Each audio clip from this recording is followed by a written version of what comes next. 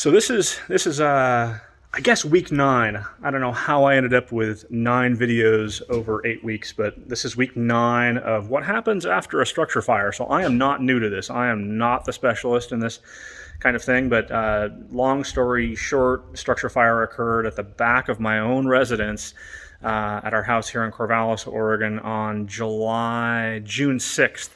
And it's currently August 5th. So we're talking 2 months ago, we had a house fire. Started at the back of our house. I'll switch the camera. So it started at the back of our house at our patio, here at the rear portion of our house. And it spread to the area directly adjacent to it and burnt up the walls, burnt a lot of the siding. You can see most of the fire damage and evidence of the fire occurred is now sort of isolated to the areas at the exterior rear and in the area directly above what was our dining room and kitchen area, where the roof sheathing and rafters and joists are all present. So the interior demo is done. So at this point, we actually have a check from our insurance company. It's a depreciated amount. It's an amount, and then you get compensated. At least in the case of our insurance, you get compensated for the difference as the work starts. So in the case of our house, I think we were sitting at $370,000 for the replacement of sort of the max value of this house. We ended up receiving a check initially for $290 something thousand to start the process, and then over time as we complete construction, we will sort of receive the remaining balance between that $290 and the ultimate amount, like $365, I think is what our policy limit was. We're making some changes that will upgrade the home. We're going to be taking what was previously our master bedroom and keeping it a master bedroom, but we'll be opening up this wall here to create a master bathroom. So we'll have 2 bedrooms downstairs and 2 upstairs with a master bathroom there. What can I say about this process that I would have been curious about 2 months ago? I guess what I would say, a piece of advice is make sure your insurance policy is enough to cover the value of your home.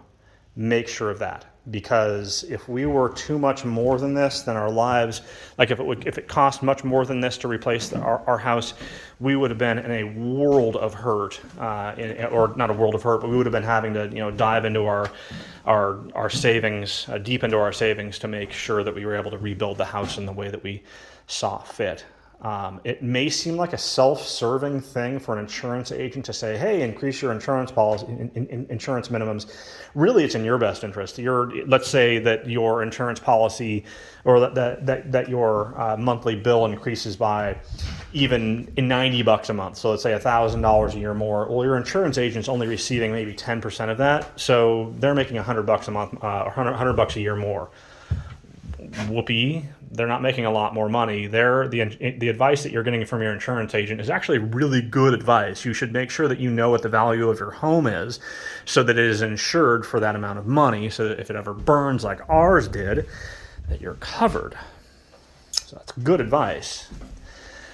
The other part I would mention is that, at least in the case of our home, the issues on the exterior of the house, the sort of, if you look back on the previous video, I think video 3, I took a video of the exterior of the house where the structure fire occurred. It looked significantly worse than, of course it looked significantly worse. It looked significantly worse than I would have imagined it would have looked after the demo had occurred, if that makes any sense. So in my mind, the interior of, especially this area here, this was our spare bedroom. At least in the case of this area here, I was sort of imagining that the entire interior ceiling space would have been completely destroyed. And in reality, it's a very small section that really needs to be replaced. The remainder of these areas, this is a decorative beam, this charred one, the remainder of the space is actually in very good condition and very little needs to be replaced. That said, this portion of the structure was very poorly built and under engineered, I'll say.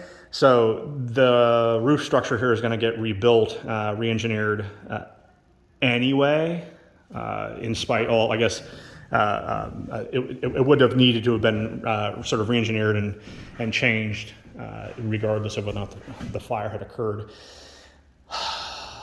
So the demo's done.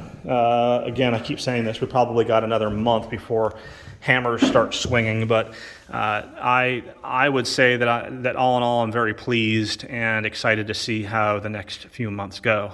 I'm sure there's going to be challenges that I could never imagine are going to come up, but gosh, I'd love to be able to fast forward 2, 4, 6 months from now and see the kind of progress that's been made. I would love it if somebody left a comment. I'm curious to see what the people are thinking that are sort of watching these videos, and maybe what your experiences are, why you're watching these videos. Why would you watch a house fire progress series of videos? Anyhow, and if you have questions for me, let me know. I'm happy to have conversations with folks. Anyhow, my name's Eric, and this is still my house.